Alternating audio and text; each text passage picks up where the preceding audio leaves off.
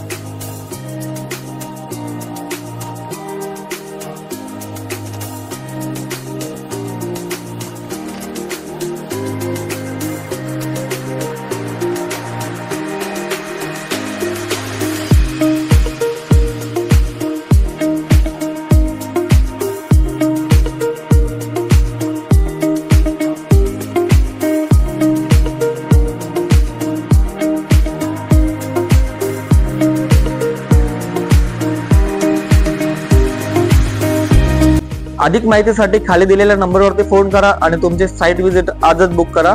धन्यवाद।